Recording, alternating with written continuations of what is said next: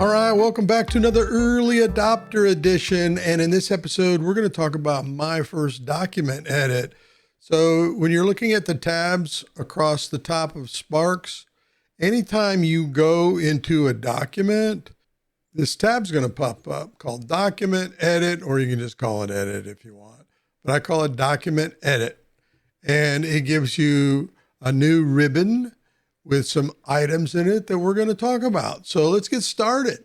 First thing I want to mention is I'm in Sparx 17, build 1704. The document edit tab really didn't change that much, but I just wanted to preface with that. We're going to go into a blank document.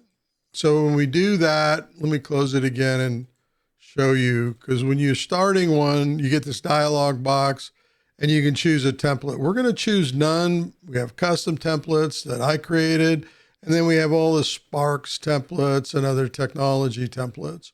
We're going to go with none. So now it's selected and we have a blank document that we can start working on. You'll notice the toolbar doesn't really change. I was previously in a class diagram. We're not going to worry about the toolbox. What we are going to focus on is the ribbon across here. And I'm going to start with the common items that are used, capabilities and features that it's used in this ribbon. Now, typically when you're starting a document, you want to put a title in it, and I'm just going to use some simple content. And you're going to have you might have a preface. You're going to have a header, and we're going to call it header 1.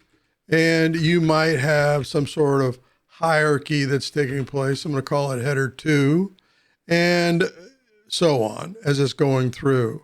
So when you're in the document, you see document edit, 9 times out of 10, the only thing I'm using is the font panel and the paragraph panel. We'll talk about the other items at a high level, but we're going to start with the font panel and the paragraph panel. So in the font panel, you have a drop down or a control box here that has quite a few choices for you. I mean, it's longer than my screen here, so I'm going down. So we have a cover header for the title, 1 or 2. Let's look at it. It's large. That's typically what I go with. Header 2 is just a red font. I'm going to go back to header 1 as it's coming up. And you have other choices that you can choose from, and cover text, probably should choose that one for a cover page if you wanted to use it, and much smaller. So we're going to go back to cover header 1. And then for the preface, I usually roll down, or if you hit the first letter, it just jumps down the list of header 1 through header 3. So preface, I might consider header 1. Header 1, I'm going to consider header 1. Just hitting H, it's jumping right to it. And then for header 2, I hit header H again, and then I can choose. So next level is going to be header 2. Very similar to Microsoft Word or other word processor tools that you may be using, but Sparx built a very simple tool inside of itself that you can use for document creation. Beneath the headers, we have normal. Now, I have a Calibri. Sometimes I use Verdana. If we select this, it defaults the way that it's configured to Times New Roman. And so you can change the font here and go to Verdana. I can go to Calibri just by hitting C to jump down this huge list and do it that way. So let's say you're typing away and you have some text that you're putting in here. You can change the font through this drop-down box here. You can see right now it is 10 points. We can select what we want, all or nothing, and we can change it to 11 points on up. So you adjust the size of the font this way in this control 9 times out of 10. Also in this tooling, you have the ability, you can choose certain terms. You can select more to highlight in bold what you want. You can make it italicized. You can underline. You have all the features that you typically see in a word processing program. And then you have the ability to remove these fonts, and evidently all this misspelling in here because I'm in Latin. Let's translate so I can get the red lines underneath it. I want to put text down here simply in Latin. This is what I'm saying. So in this, if you were to go in bold, underline, and you wanted to change that, you have this little tool right here to clear any formatting that you've done. Then we have the ability to highlight text and put a background on it. Let's just use this color right here. So now we have a light yellow background highlighting the text we want to look at. And if you want to change the font color, you have this tool up here that you can choose. And let's just go with this color here and do that. Next, let's say that you are typing away and you want some line spacing between your paragraphs. We're going to move over to the paragraph panel. And in this, we're going to hit this drop down. You have something called paragraph spacing. And by default, it is on the before paragraph in points. And I'm going to change this to 6. And so it's separated the space between this paragraph and this paragraph by 6. So if I want to select all the paragraphs or the entire document, I can come back up here, change this to 6, and now all these paragraphs before are set to 6. It's just faster because to choose that paragraph spacing, because by default it lands on this and you want to move really fast. If you want it after, let's put 6. Now it's before and after. That's pretty much all I use for the most part when I come out here. And to be honest with you, I don't use the Sparx word processor or text editor. I use Microsoft Word. And then what I do, if I want to or need to, is I work in that tool and I copy and paste into this tool if I want the document to be inside Sparx. Let's go over some other things. So I'm going to select this paragraph right here and I am going to center it. So you can do something like that. You can select the paragraph. You don't have to select the whole thing. I'm going to hit right justified. So right justified everything. And then there is full justification, just like that. So like in any word processor, you have the ability to do this type of alignment, as well as you have the ability to do line. So right now, line spacing options, let's go to 2.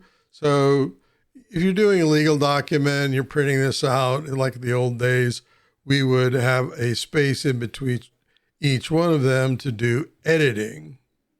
But I'm going to change this back, line spacing for this paragraph to 1, and there we go by default. Now, there's some other features that I do use quite a bit. You've got a paint bucket over here that you can use. Let's just select some text right here. Just something simple. You have this paint bucket here. Let's put a green.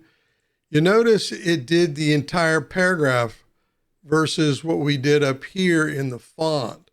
That is because we're in the paragraph panel and it's highlighting the entire paragraph.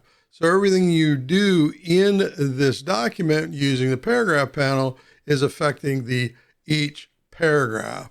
So we can select anywhere in this one and we can change this to something else. And then you have always valuable show marks. So this shows you where your carriage returns are. Always valuable when you're trying to understand the line spacing between your carriage returns. And so I'm going to turn that back off. So on and off, just like most word processing programs. And then we have the ability, I'm going to choose this paragraph down here. Let's choose this one, to indent. So this is decrease the indent level. This is increase. So I can move it over, click it again, just like any word processor, and I can move it back by using this one. And then when we get into tables and so on, so we're going to go between these two paragraphs right here. I'm going to do a carriage return. Now here you can insert a table. And when I do that, I get this dialog for the number of rows and columns. And here we saw insert table, same dialog box. Let's go ahead and accept the defaults. We have 2 rows and 3 columns. So the tables look the same way, whether you're using this or the other. You'll notice that when you hit the down caret on the table, you have all the typical options that we see in a word processor to be able to insert rows and columns and do merges and other things in formatting the table. That's not what this video is about. However, one of the things when you have a table that you're using is you want to be able to put borders around it. So I'm going to use all borders. I was just on this cell. You want to select everything here. And then what we want to do is put borders. And then I'm going to use all borders. So now we have borders all the way around. And there's other things you can do. You can set a background to the row. Let's try it up here first. We're going to set, I don't know, blue. So that's not what I want to do. So we're going to hit Control Z to undo, just like in any other program. And then you've got undo up here, which maybe we'll talk about in a moment. I just use Control Z to undo, Control Y to redo. So let's go over to the top row here. We're going to select everything that we want to change. We're going to right click in here. We're going to go to table and we're going to go to cell coloring, and all cells, selected cells is what we want. Columns and rows. We're going with selected cells, set a color. Let's just go this color blue right here. This is fine. And you've got everything you want to change and set it exactly the color that you want. And we're going to hit OK. Now apply it. And there we go. And then you can select all these cells again and put in, make everything bold. So you see that column 1 is this color and is labeled in bold. So that's pretty much what I use the document editor for in Sparx Enterprise Architect. But let's cover some other things I think that may be valuable to you. So when you select the document, again, the tab shows back up to us. We have our save feature. I just hit Control S. You can do that. The file, or in the file panel, you have the ability to import a file. Just know that this is going to replace everything that you've got in it. So be very careful. You can export to file in PDF, docx, text, and rich text format. You can clear the document if you just want to start over new. Be very careful. I think there's a warning before you do that. Let's just test my thinking here. There's a warning that pops up. Of course, we're going to cancel out. And then page layout, your typical word processor page layout on your margins. You have, go back to file again, printer set out. Print preview is good. You have controls up here where if you've got multiple pages, you can go to 2 pages. You can print right from here. You can go back to edit very quickly from here and so on. So you might find that useful as well. And of course, printer setup, get this dialog box. You go through and you can choose your source that's configured for your computer, your desktop, your machine. So that is pretty much in files. View is interesting because you can go into page mode, which is what we're in. You can go to page mode borderless, which is okay. I like that. But I have this huge space here and I really want to see more. I can go fitted mode. This is the mode I like to work in. I don't need to see the borders, margins, and all those things. The thing is I'm not able to edit the header or the footer. We'll talk about that in just a moment. So in view, we're going to go back to page mode. And then what we're going to do is in view, we're going to put a horizontal ruler. Always nice to see your margins and do other things like indentation and tabs. Very similar to what you do in Microsoft Word. We're going to go to View again, and we're going to put a vertical ruler, right? So this just helps you understand the length of the page, depending on the format of the page, portrait or landscape, and very similar things that you can do. Now in Word, you can adjust your size, your header and your footer from the ruler. In Sparx, you can't. You have to manually do it another way. Let's see, status bar, we'll go ahead and select it. Down below, we get a status bar. Don't use it, don't need it. You just turn it off this way, and then now it's gone. We go back to view again. Hidden text, I'm not sure we're going to talk about in this. Field names, is it more advanced? Don't need to talk about it. Hyperlink cursor. I like to leave this checked if I have URLs or hyperlinks in here. I want the mouse to change when I'm mousing over them, so I leave that. Now, page header and footer. Let's go ahead and select it. What happened? I'm not seeing a page header or footer. Let's come back up here. It is selected, but how do we get to the header and the footer? So let's jump over to the Edit tab. And when we hit this drop down caret here under Edit, we get something called Page Header and Footer. Mouse over the quick access menu, Edit Page Header and Footer. Then you have other choices. Let's choose Edit Page Header and Footer. So now you see this little dashed line up here. You can put in a header relevant to the document. And let's just call this header. Make it bold, I don't know, italicized. All right, so we're finished and it is above the dashed lines. And let's go down to the footer. So the footer is the same thing. We can double click in it and we can go page. And then we have the ability to insert a page number. So page number, and then you might go of, and then a counter. So insert page count. So typically there's only one page, so it's page 1 of 1 that's in here. So now we have the header and the footer set, and we can edit in the document as well as jump up here and edit in the header or the footer, make changes that are here. Now you might want to put a graphic in your document. So we're talking about in the edit panel, the ability to embed a picture or link to a picture. So you can go out to your share drive, or you can embed it as a binary within the Sparx database.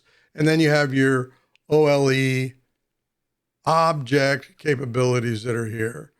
So let's see here. What else do we have? Drawing object. It's painful. Don't use it. Frames, painful. I don't use it. And let's go ahead and link a picture. We're going to choose a simple graphic. Hit open. And now we have a graphic in here in our document. Now this is linked to the file share. And if that file share changes, this link is broken. So you might want to come in if you want to keep it, make it more portable, embed a picture, and this version is embedded as a binary, and you can size it, typical things that you can do in any word processor. Another feature that you might find valuable is back over in the file panel, and that's fixed zoom. So I'm set at 150, let's go to 100%. So by default, this is what it's going to look like. You can certainly make it smaller and you can certainly make it much larger. Depending on the size of your screen, the distance of your audience, and how tired your eyes are. But I typically leave it by default at 150%. Comfortable on the eyes and easy to work with. Let's do one more before we wrap up.